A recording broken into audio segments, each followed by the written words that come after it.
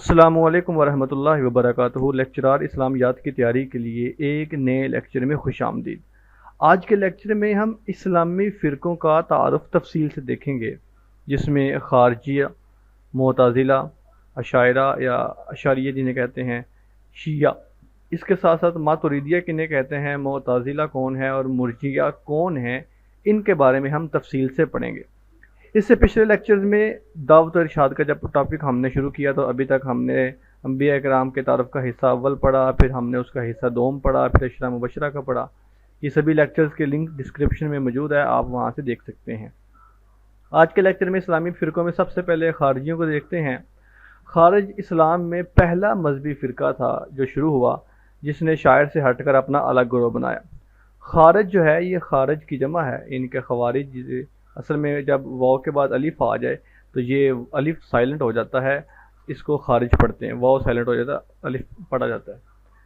خارجی کی جمع ہے جو خروج سے مشتق ہے، ان کا یہ نام ان کے خروج کی وجہ سے پڑا، دین سے نکل جانے والا یہ گروہ ہے۔ حضرت علی رضی اللہ تعالیٰ عنہ کے خلاف انہوں نے خروج کیا۔ یہ گروہ جس کی اکثریت بدوی یا بدوی عراقیوں کی تھی اس پر مشتمل تھا۔ جنگ صفین کے موقع پر یہ گروہ یعنی خارجیوں کا گروہ سب سے پہلے نمودار ہوا۔ یہ لوگ حضرت علی کی فوج سے اس بنا پر علیحدہ ہو گئے تھے، انہوں نے امیر معاویہ کی ثالثی تجویز منظور کر لی۔ اگر آپ کو یاد ہو تو جب ہم نے حضرت علی رضی اللہ تعالیٰ عنہ کی خلافت کو پڑھا تو وہاں پر جنگ جمل اور جنگ صفین کو ہم نے ڈیٹیل سے ڈسکس کیا۔ جنگ صفین میں جب حضرت امیر معاویہ رضی اللہ تعالیٰ عنہ کی فوج نے جو کہہ لیں قرآن پاک نیزوں پہ اٹھا لیا تو اس کے بعد حضرت علی رضی اللہ تعالیٰ عنہ نے جنگ روک دی اور ثالثی آپ کہہ لیں کہ یعنی کہ دونوں کی طرف سے ایک گروہ ایک بندہ نامزد کیا گیا جو فیصلہ کرے گا۔ اب حضرت علی رضی اللہ تعالیٰ عنہ کی فوج میں کچھ لوگوں کا یہ عقیدہ تھا الحکم الا للہ، کہ حکم جو ہے وہ صرف اللہ، حکم جو ہے ان الحکم الا للہ، حکم جو ہے اللہ کی طرف سے ہوتا ہے، یعنی کہ اللہ کے علاوہ بندوں کو یہ اختیار نہیں ہے۔ لہٰذا حضرت علی رضی اللہ تعالیٰ عنہ کے اوپر انہوں نے الزام لگایا نعوذ باللہ کہ انہوں نے ثالثی قبول کر کے کفر کیا ہے، نعوذ باللہ۔ بلکہ خارجیوں نے تو یہاں تک دعویٰ کر لیا کہ نعوذ باللہ حضرت علی رضی اللہ تعالیٰ عنہ جو ہیں انہوں نے دائرہ اسلام سے ہی نکل گئے ہیں، اس لیے دوبارہ کلمہ پڑھیں۔ تو پھر حضرت علی رضی اللہ تعالیٰ عنہ کو خارجیوں سے آپ کہہ لیں کہ جنگ صفین کرنا پڑی۔ اس کے ساتھ ساتھ خارجیوں کے خیال میں حضرت علی نے امیر معاویہ کے ساتھ جو معاہدہ کیا تھا اس کے مطابق وہ اب امیر المؤمنین نہیں رہ رہے۔ خارجیوں کا نعرہ تھا حاکمیت اللہ ہی کے لیے ہے، ان الحکم الا للہ۔ انہوں نے اشعث بن راسبی کی سرکردگی میں مقام حرورہ میں پڑاؤ ڈالا، یہ ان کا سپہ سالار تھا خارجیوں کا۔ خارجیوں نے کوفہ، بصرہ، مدائن وغیرہ میں اپنے عقائد کی تبلیغ کی۔ ان کا عقیدہ تھا کہ دینی معاملات میں انسان کو حاکم بنانا کفر ہے، یعنی کہ حاکم صرف اللہ کی ذات ہے، اور جو لوگ ایسے فیصلوں کو تسلیم کرتے ہیں وہ واجب القطع ہیں۔ اسی لیے حضرت علی رضی اللہ تعالیٰ عنہ نے خارجیوں کے کفریہ عقائد کی وجہ سے ان کے ساتھ جنگ کی، جس کو جنگ نہروان کہتے ہیں۔ یہ جنگ صفین کے بعد ہوئی تھی۔ اس جنگ میں تقریباً زیادہ تر خارجی مارے گئے تھے، لیکن پھر بھی خارجیوں کی تعداد باقی تھی۔ ان خارجیوں میں کہا جاتا ہے کہ ایک خارجی تھا ابن ملجم، اس کے بارے میں آتا ہے ایک عورت تھی، اس عورت کا خاوند بھی، بھائی بھی، بیٹا بھی، باپ بھی جنگ نہروان میں مارا گیا۔ تو اس عورت نے بدلہ لینے کے لیے ابن ملجم کو کہا کہ اگر تم مجھ سے شادی کرنا چاہتے ہو تو مجھے حق مہر کے لیے نعوذ باللہ حضرت علی رضی اللہ تعالیٰ عنہ کا سر چاہیے۔ تو اس کا نام عبد الرحمن بن ملجم تھا۔ تو عبد الرحمن بن ملجم کوفہ آیا اور اس نے اس عورت کے کہنے پر نعوذ باللہ حضرت علی رضی اللہ تعالیٰ عنہ کو شہید کیا۔ تو بعد میں پھر وہ خود بھی شہید ہو گیا، بعد میں وہ خود بھی پھر قتل ہو گیا۔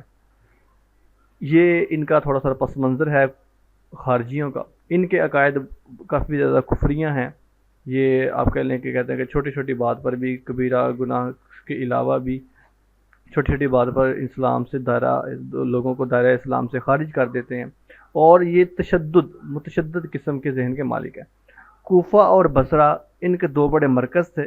کوفیوں کے مطلب کوفہ اور جو بصرہ تھے یہ خارجیوں کے مرکز تھے۔ کہا جاتا ہے کہ صحیح بخاری اور صحیح مسلم کے مطابق خارجیوں کا جد امجد جو تھا یہ ذوی الخیسرہ تمیمی تھا، جس نے نبی صلی اللہ علیہ وسلم کے ساتھ گستاخی کے ساتھ پیش آیا۔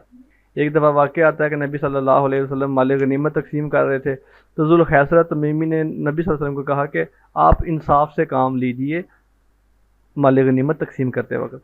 تو نبی صلی اللہ علیہ وسلم کا چہرہ غصے سے سرخ ہو گیا اور فرمایا کہ اگر میں ہی انصاف نہیں کروں گا تو پھر کون انصاف کرے گا. تو بہرحال یہ ذوالخیسرہ تمیمی یہ پہلا شخص تھا جو خارجی تھا. یہ بظاہر مسلمان ہے لیکن ان کا عقیدہ جو ہے وہ کفریہ ہے. نبی صلی اللہ علیہ وسلم نے انہی کے بارے میں فرمایا کہ تم دیکھو گے ایسے لوگوں کو کہ جو اونچی ٹخن شلواروں والے ہوں گے اور ان کے سر منڈے ہوئے ہوں گے، اور جب وہ قرآن پڑھیں گے تو تم اپنے قرآنوں کو ان کے سامنے ہی سمجھو گے، ان کہ وہ اتنی خوبصورت آواز میں تلاوت کریں گے لیکن ان کا قرآن ان کے حلق سے نیچے نہیں اترے گا. مطلب وہ ظاہری طور پر تو اسلام والے ہوں گے لیکن حقیقت میں وہ مسلمان نہیں ہوں گے. تو بہرحال یہ سب سے پہلا گروہ خارجیوں کا تھا جو جنگ صفین کے موقع پر نظر آیا. اس کے بعد معتزلہ ہیں. یہ بڑا ویل ایجوکیٹڈ اور فلسفی آپ کے فلاسفر سے متاثر ہو کر جو گروہ نکلا ہے وہ معتزلہ عقیدہ ہے. اس کا بانی ایرانی نژاد واصل بن عطا ہے. اب دیکھیں واصل بن عطا کا نام یہاں پر اس لیے ہائی لائٹ ہے کہ 27 جولائی 2024 کو جو پنجاب پبلک سروس کمیشن کی طرف سے پیپر ہوا اس میں یہ کویسچن آیا ہوا تھا، یعنی کہ معتزلہ کا بانی کون ہے؟ واصل بن عطا. اور اسی پیراگراف کا ایک یہ بھی MCQ آیا تھا کہ عقیدہ خلق قرآن کس مسلک کا یا کس گروہ کا نمائندہ عقیدہ ہے؟ تو عقیدہ خلق قرآن معتزلہ کا عقیدہ ہے. اب یہ ساری چیزیں آپ دیکھیں، آپ جانتے ہیں کہ ہمارے یوٹیوب کے اوپر آپ کو MCQ بیسڈ بھی چیزیں مل جاتی ہیں، لیکن کچھ لوگوں کا دل کرتا ہے کہ وہ تفصیل کے ساتھ چیزوں کو پڑھیں. تو یہ جو لیکچرز آپ کے ساتھ ود ڈیٹیل شیئر کیے جا رہے ہیں اصل میں یہ ساری تفصیلات ہیں ان سب کی جو MCQs بنائے جاتے ہیں. اچھا جی، یہ اقلیت پسند فرقہ ہے. یہ بھی MCQs آتا ہے، عقل کو فوقیت دینے والا فرقہ کون سا ہے؟ تو معتزلہ عقیدہ جو ہے، معتزلہ مسلک جو ہے، معتزلہ فرقہ جو ہے یہ عقل کو فوقیت دینے والا ہے. واصل بن عطا ایک دفعہ خواجہ حسن بصری کی کہہ لیں کہ ان کے سامنے بیٹھا ہوا تھا، یہ ان کا شاگرد تھا. تو ایک دفعہ کس طرح ہوا کہ واصل بن عطا کا اور خواجہ حسن بصری کا کبیرہ گناہ کے مسئلے کو لے کر اختلاف ہو گیا.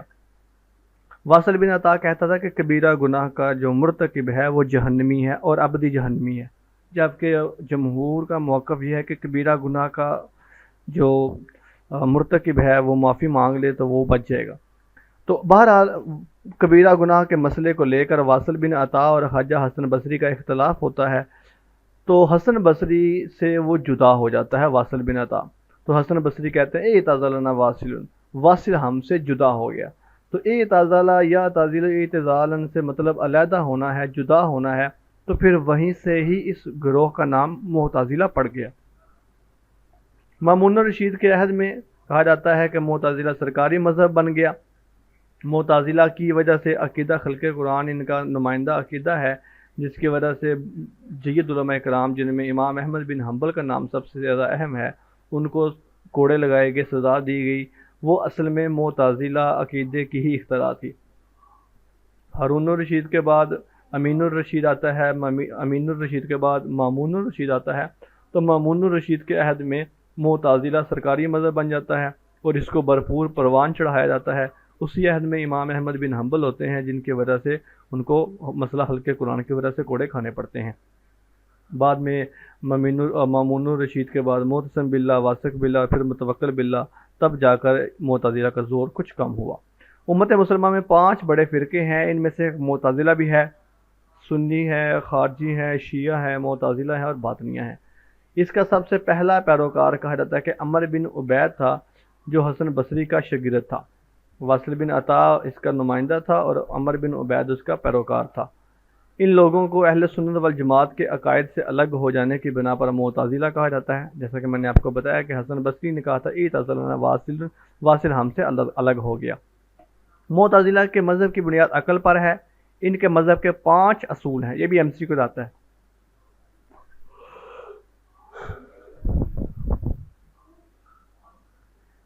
کہ اور یہ بھی سوال آتا ہے کہ معتزلہ مذہب کے عقائد کتنے ہیں؟ تو 5 عقائد ہیں.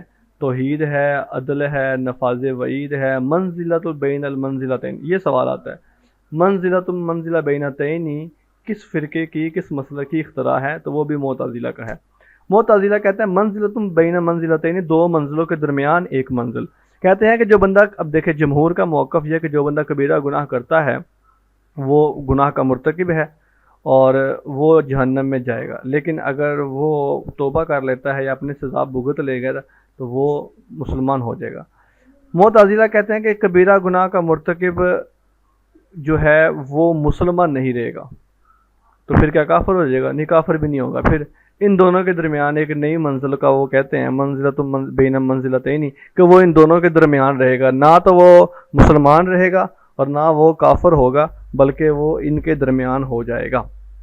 اس طرح امر بالمعروف و نہی عن المنکر کو یہ بہت زیادہ پروموٹ کرتے ہیں، تبلیغ بہت زیادہ کرتے ہیں اپنے مسلک کی۔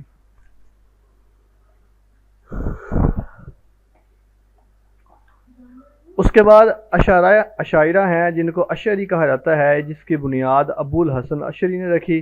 40 سال کی عمر تک یہ اپنے استاد شیخ علی الجبانی معتزلہ کا پیروکار رہا، یعنی کہ اشاعرہ فرقہ جو ہے یہ معتزلہ کا ہی پیروکار تھا، مگر بعد میں مسئلہ خلق قرآن پر جو معتزلہ کا بنیادی عقیدہ تھا، اس سے اپنے استاد کے نظریات سے علیحدہ ہونا پڑا اور اس نے ایک نئے مسلک کی بنیاد ڈالی۔ یعنی ابو الحسن اشعری نے 40 سال تک تو اپنے معتزلہ استاد علی الجبانی کے ساتھ رہے، لیکن بعد میں انہوں نے ایک نیا مسلک شروع کر لیا۔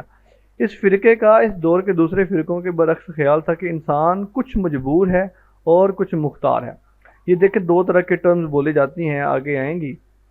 ایک ہے کہ کیا انسان مختار کل ہے یا انسان مجبور ہے۔ اسی سے دو لفظ نکلے ہیں، جبریہ اور قدریہ۔ یہ جبریہ اور قدریہ کا عقیدہ تھا کہ کیا انسان کو مجبور کیا جاتا ہے یا انسان کے پاس اس کے اختیار میں کچھ چیزیں بھی شامل ہیں۔ تو اشعرہ کہتے ہیں کہ کچھ انسان مجبور ہے اور کچھ ان کاموں میں انسان مختار ہے، اور یہی بین بین عقیدہ ہے۔ یہیں پر بات سمجھیں، ایک جبریہ ہے اور ایک قدریہ والے ہیں۔ جبریہ کہتے ہیں کہ انسان ہر حال میں مجبور کیا جاتا ہے اس کو کام کرنے پر، انسان کی کسی بھی کام میں مرضی شامل نہیں ہوتی، جبکہ اس کے برعکس قدریہ گروہ کہتا ہے کہ انسان ہر چیز میں وہی کرتا ہے جس کی اس کو قدرت دی جاتی ہے۔ مثال کے طور پہ اگر ابھی میں بول رہا ہوں اور آپ سن رہے ہیں تو یہ بھی تقدیر میں لکھا ہوا تھا، اس لیے ایسا ہونا تھا، یعنی کہ یہ ہے جبریہ۔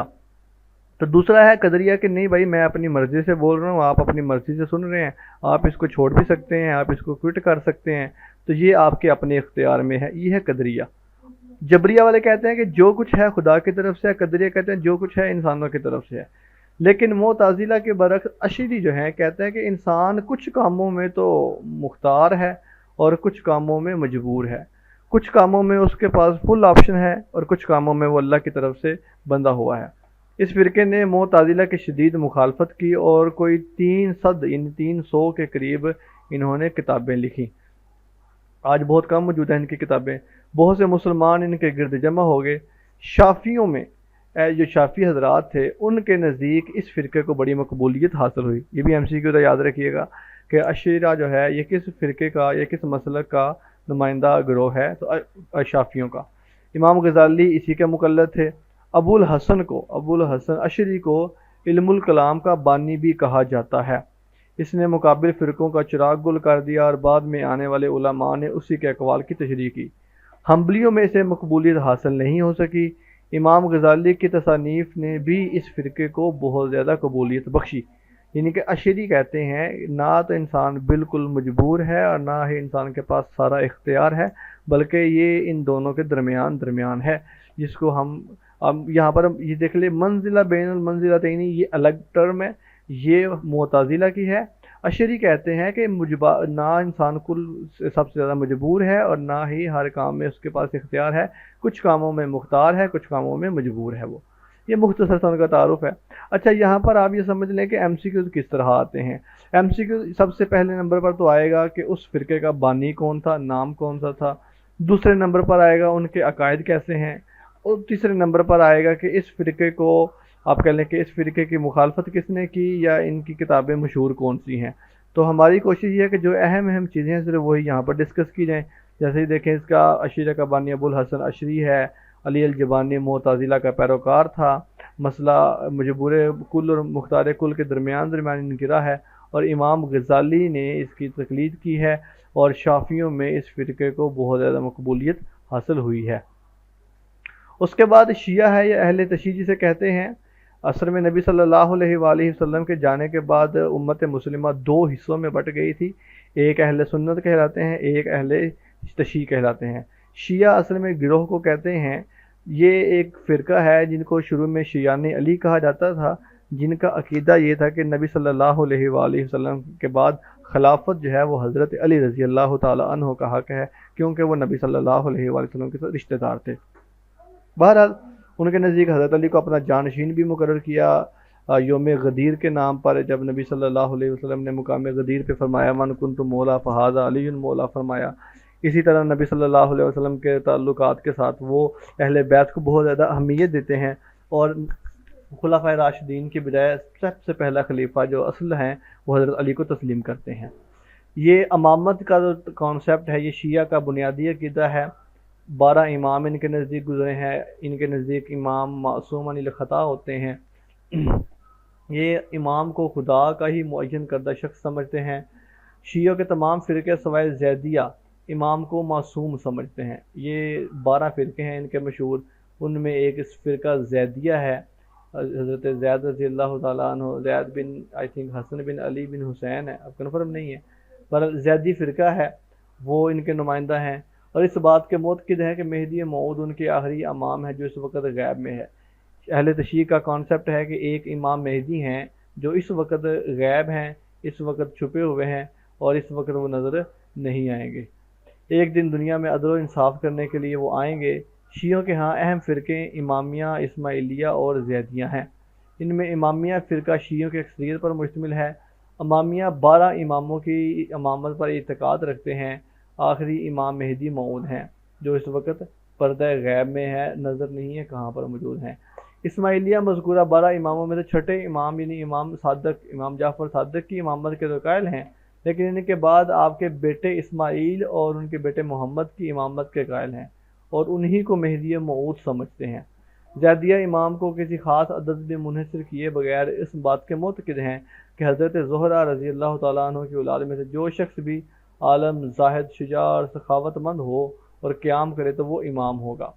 اسی طرح اگر آپ حکومتوں میں دیکھیں تو آل ادریس کی جو حکومت ہے، علوی طبرستان کی جو حکومت ہے، آل بویجن کی حکومت ہے، یمن کے زیدی اور فاطمی اسماعیلی یہ گروہ ہے، اور سبزہ وار کے سربرداران صفویہ اور جمہوری اسلامی ایران، یہ ساری کی ساری جن حکومتوں کے نام لیے گئے ہیں یہ ساری کی ساری اہل تشیع کی حکومتیں تھیں۔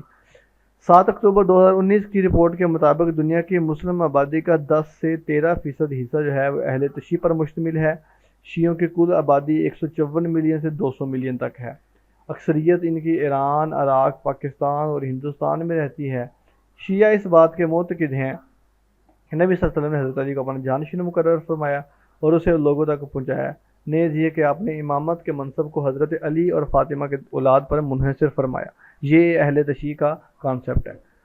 اب دیکھیں یہاں پر زیدیہ فرقہ بھی تھوڑا پڑھ لیتے ہیں، اور زیدیہ کو کسانی سارے ایک دفعہ ہلکا سارا دیکھ لیتے ہیں۔ اہل تشیع کے جو 12 فرقے ہیں، زیدیہ جو ہے حضرت مذہب زید امام سجاد کے فرزند زید کی طرف منسوب ہے۔ حضرت علی، امام حسن اور امام حسین کی امامت اور انتسابی پیغمبر کی طرف معین ہے۔ ان کے مطابق ان 3 اماموں کے علاوہ حضرت زہرہ کی نسل سے جو بھی عالم دین ہوگا وہ امام ہوگا۔ زیدی فرقہ جو ہے حضرت ابوبکر اور حضرت عمر کی خلافت کے بارے میں 2 طرح کے موقف رکھتا ہے۔ ان میں سے بعض ان دونوں کی امامت کے قائل ہیں، جبکہ بعض ان کو امام نہیں مانتے۔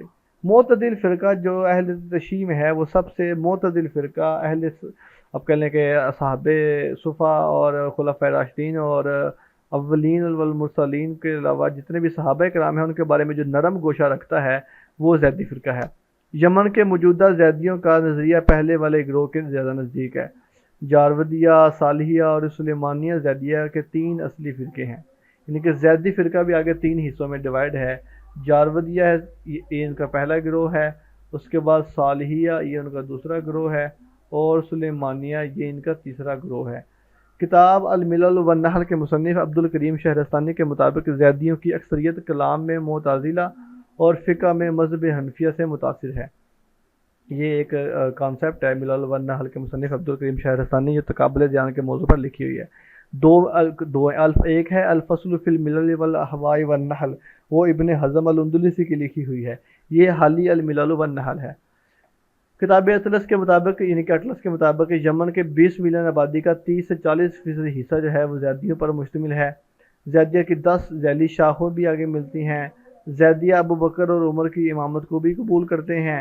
زیدیہ بھی امام علی کو ان دو خلفاء سے افضل مانتے ہیں اور کہتے ہیں کہ اس وقت کے مسلمانوں نے ابو بکر اور عمر کے انتخاب میں غلطی کی ہے، لیکن چونکہ خود امام علی نے بھی اس سلسلے میں اپنی رضائیت کا اظہار کیا ہے، اس بنا پر ان دونوں کی امامت کو قبول کرتے ہیں، یعنی کہ ابو بکر اور عمر کی۔ اس کے بعد کسانیہ ہے، یہ بھی اہل تشیع کا فرقہ ہے۔ اس کو 4 ذیلی شاخوں میں آگے تقسیم کیا جا سکتا ہے۔ یہ محمد حنفیہ کے ماننے والے تھے۔ یہ فرقہ امام علی، امام حسن اور امام حسین کے بعد امام علی کے بیٹے محمد بن حنفیہ کو امام بناتے ہوئے چلا ہے، اور اس بات کے معتقد تھے کہ محمد حنفیہ ہی مہدی موعود ہیں اور کوہ رضوان میں زندگی گزار رہے ہیں۔ اس کے بعد ایک واقفیہ ہے۔ واقفیہ ان لوگوں کو کہتے ہیں جو امام موسیٰ کاظم کی شہادت کے بعد آپ کی امامت پر متفق رہے، آپ کی امامت سے ہٹے نہیں ہیں، یعنی وہ لوگ جو امام جعفر صادق کے بعد جو لوگ امام کاظم کو آخری امام مانتے ہیں وہ لوگ واقفیہ کہلاتے ہیں۔ اس کے بعد ان کا ایک فرقہ ہے جس کو غالی شیعہ کہا جاتا ہے، یا غالی کا مطلب ہوتا ہے حد سے زیادہ تجاوز کرنے والا، غلو کرنے والا۔ یہ ائمہ کو حق سے زیادہ تجاوز کرتے ہیں ان کے بارے میں، اور یہ جو ائمہ کے بارے میں یعنی کہ جو 12 امام ہیں ان کے بارے میں الوہیت کا دعویٰ رکھتے ہیں یہ غالی شیعہ، اور ان کو مخلوق نہیں سمجھتے بلکہ ان کو خدا سے تشبیہ دیتے ہیں۔ یہ بھی ان کا ایک حد سے زیادہ بڑا ہوا فرقہ ہے اہل تشیع کا۔ اس کے بعد ایک اثنا عشریہ شیعہ ہے۔ اثنا عشریہ شیعہ سب سے بڑا شیعہ کا اہل تشیع کا گروہ ہے۔ یہ مذہب امامیہ کے مطابق پیغمبر اسلام کے بعد آپ کی جانشینی میں 12 امام ہیں۔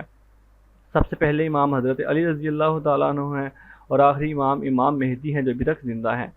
اثنا عشریہ رجعت کے عقیدے کے مطابق امام مہدی کے ظہور کے بعد بعض اموات زندہ ہوں گے، اور ان زندہ ہونے والوں میں نیکوکار اور گناہ گار دونوں قسم کے لوگ شامل ہوں گے۔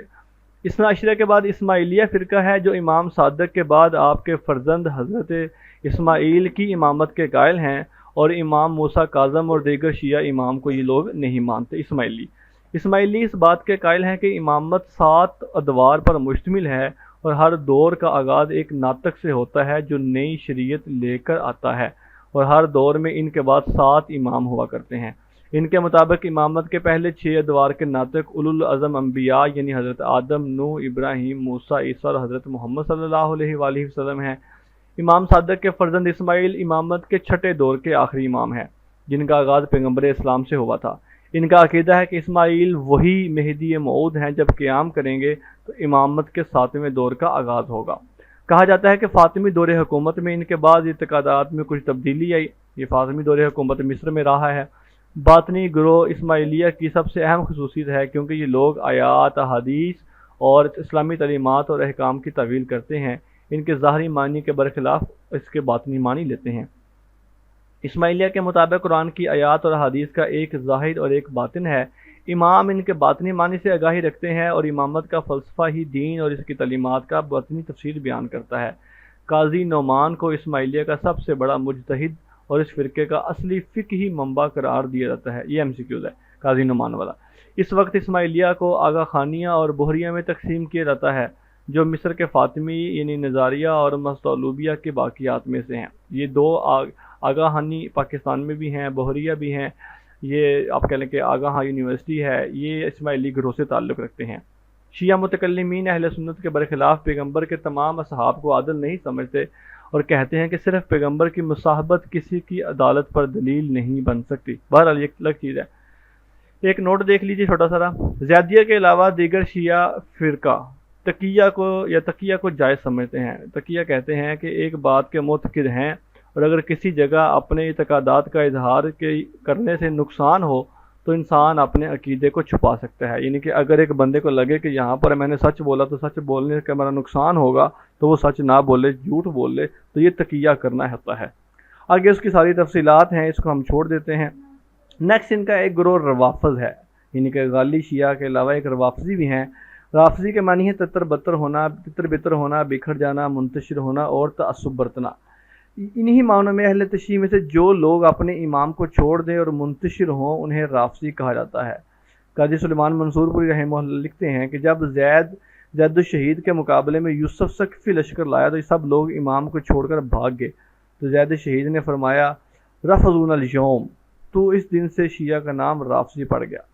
اسلام کی تاریخ میں رافضہ یا رافضی ان لوگوں کو کہتے ہیں جن کا خیال ہے کہ نبی صلی اللہ علیہ وسلم نے خلافت حضرت علی کے سپرد کرنے کی قطعی اور صریح وصیت کی تھی، اسی لیے پہلے 3 خلفاء اور ان کی حمایت کرنے والے صحابہ اور تابعین غلطی پر تھے۔ یعنی کہ رافضہ کا خیال ہے کہ اللہ کے نبی نے کلیئر کٹ کہا تھا کہ میرے بعد خلیفہ حضرت علی بنیں گے، لیکن ان لوگوں نے پہلے 3 خلفاء نے زبردستی خلافت پر قبضہ کر لیا، اور نعوذ باللہ یہ 3 خلفاء نفاق کا شکار تھے، اور اس وصیت کو چھپانے والے مسلمان بھی گمراہ تھے۔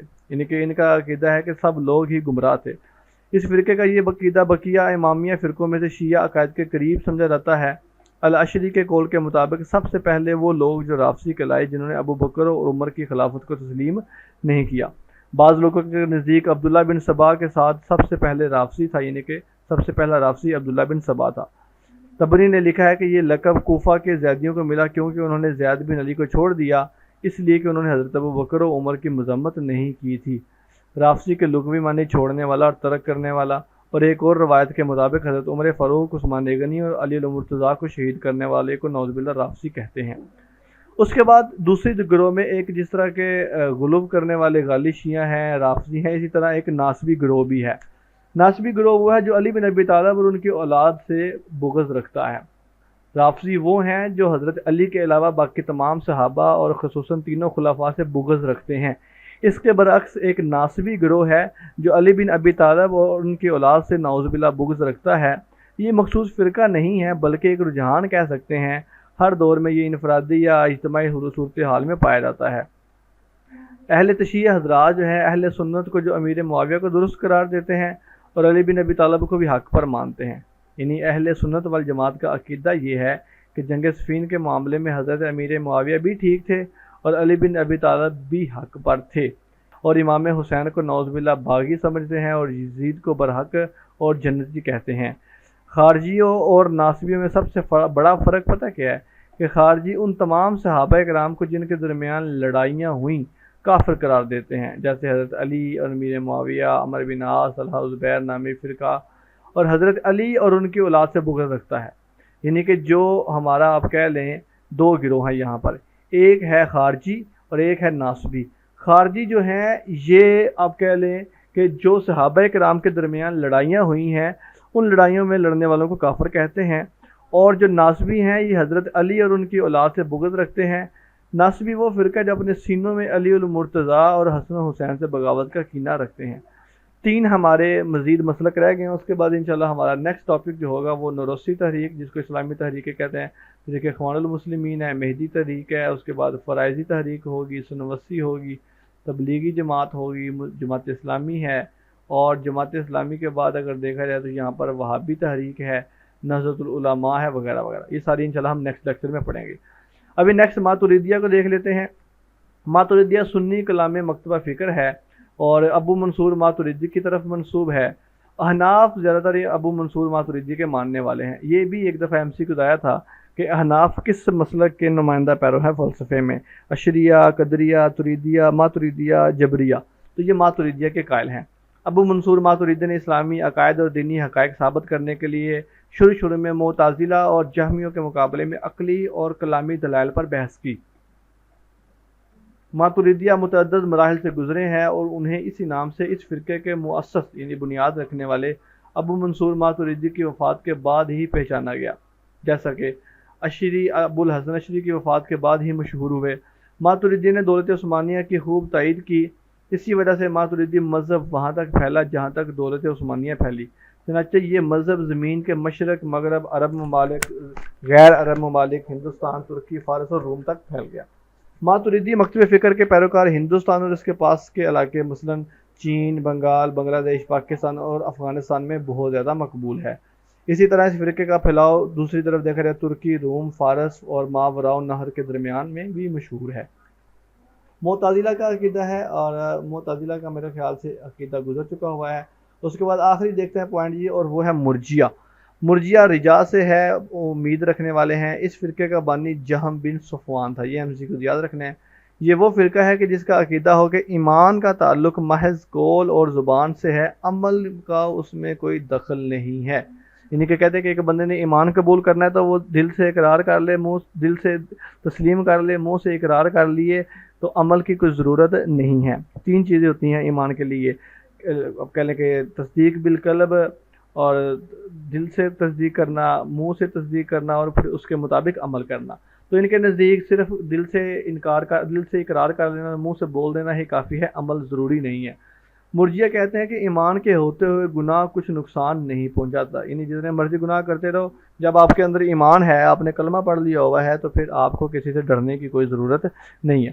جیسے کفر کے ساتھ نیکی کوئی فائدہ نہیں دیتی، اسی طرح مومن کو آگ کا عذاب بھی نہیں ہوگا، یعنی کہ کفر کے ساتھ نیکی فائدہ نہیں دیتی۔ مثال کے طور پہ اس کا مطلب یہ ہے کہ ایک بندہ کافر ہے اور وہ جتنے مرضی نیک کام کرتا رہے تو اس کو کوئی اجر نہیں ملے گا، کیونکہ اس کا ایمان ہی نہیں ہے۔ تو کہتے ہیں کہ دیکھیں، اگر ایمان نہیں ہے تو نیکی کے کام ضائع ہو جائیں گے۔